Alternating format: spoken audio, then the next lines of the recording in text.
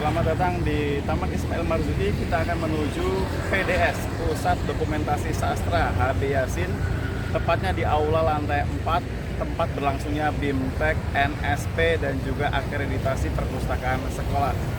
Seperti apa jalannya cerita hari ini? Nanti kita akan saksikan dalam tayangan video berikut.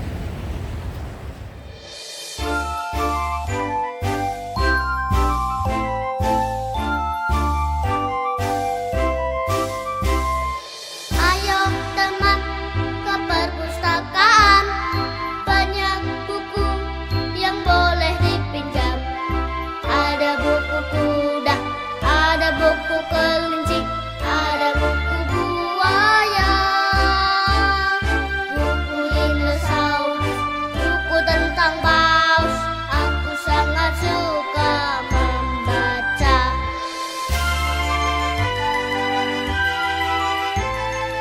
Ya, hari ini kita ketemu Bapak narasumber di Perpus DKI Jakarta. Kebetulan beliau adalah asesor akreditasi perpustakaan dari Perpusnas RI. Boleh Bapak kenalan? Baik, saya Renda Kris Adiata, Ketua Kelompok Kerja Akreditasi Direktorat Standarisasi dan Akreditasi Perpustakaan Nasional Republik Indonesia. Menyampaikan pertanyaannya, Iya, Pak. saya tadi mau nanya ya tentang bagaimana sih pentingnya atau urgensi akreditasi perpus sekolah. Baik.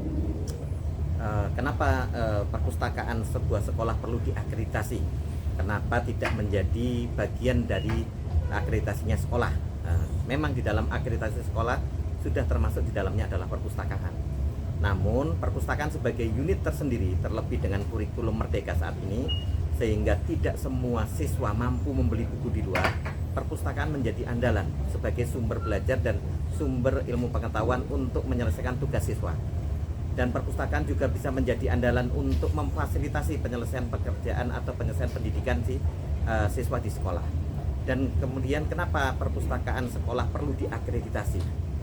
Karena satu, dengan terakreditasi sebuah perpustakaan sekolah memahami apa yang harus dioptimalkan dalam sebuah penyelenggaraan, baik dari sisi pengembangan koleksi, sarana prasarana, layanan pemustakanya, kemudian secara teknis penyelenggaraan, pengelolaan maupun prestasi sebuah perpustakaan, sehingga memperoleh tingkat kegemaran membaca di sekolah yang tinggi.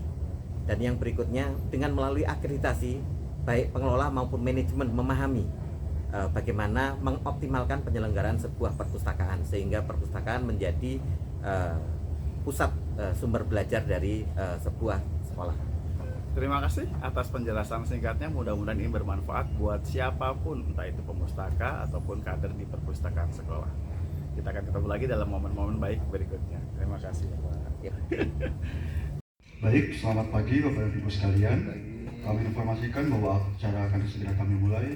Persilakan Bapak dan Ibu yang masih duduk di belakang untuk dapat mengisi tempat duduk yang ada di depan.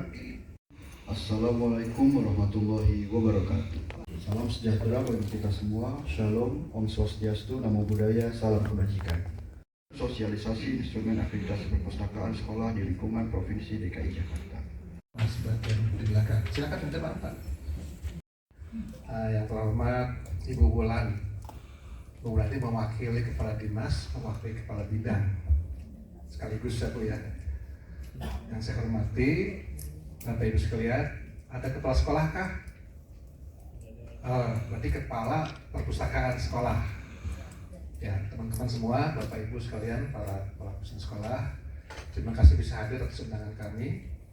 Karena ini adalah penting sekali, Bapak Ibu adalah sekolah-sekolah yang terpilih untuk diberikan pendalaman tentang SNPK dan instrumen akreditasi.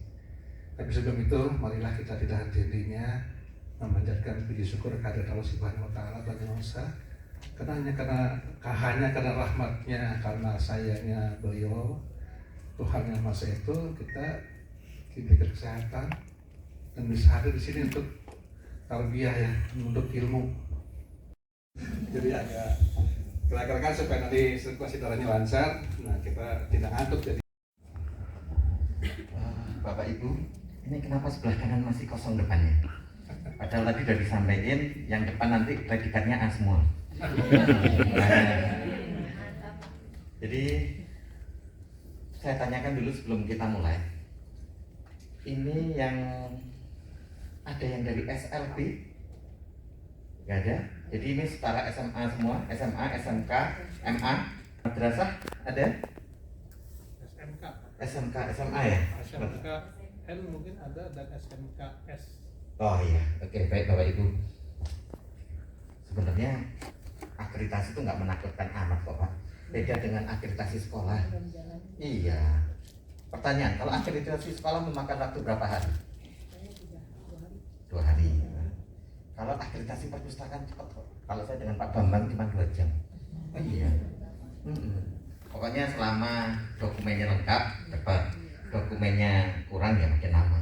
Biasanya begitu tanya, Mbak, berapa jumlah pengunjungnya? Bentar ya Pak, berapa kemarin ya? Ini yang bikin lama itu sebenarnya bukan proses akreditasinya, proses menjawabnya Pak. Iya. Gitu. Nah, jadi sebenarnya nggak perlu takut amat akreditasi, silahkan Bapak Ibu. Saya tidak rekomendasikan program relaksasi ya. Kenapa tidak saya rekomendasikan? Karena di dalam program relaksasi yang muncul hanya rekomendasi, semua komponen tolong ditingkatkan. Loh, komponen yang mana nggak ada penjelasan detailnya. Tapi bila ikut akreditasi akan muncul. Contoh, kita akan rekomendasikan pada perpustakaan untuk disampaikan pada kepala sekolahnya atau kepala yayasannya atau ketua yayasannya bahwa perpustakaan perlu ditambah jumlah tenaga. Loh kan enak kan? Perpustakaan perlu ditambah anggaran setidaknya sebesar 3%. Loh kan enak daripada anggaran yayasan atau sekolah. Perpustakaan perlu ditambah anggaran pengembangan koleksi. Perpustakaan perlu ekstensifikasi luas ruang perpustakaan dan seterusnya. Tapi kan ada detail bahwa standar nasionalnya seperti itu. Dan kemudian ditanya lagi, kepala sekolah, bisa saya naikkan, bisa saya tambah, apa manfaatnya? Nah, pertanyaannya cuma satu, apa manfaat perpustakaan diakreditasi? Kalau nggak ada manfaat, ya nggak usah ikut akreditasi. Kan begitu, karena ternyata tidak ada manfaat buat sekolah.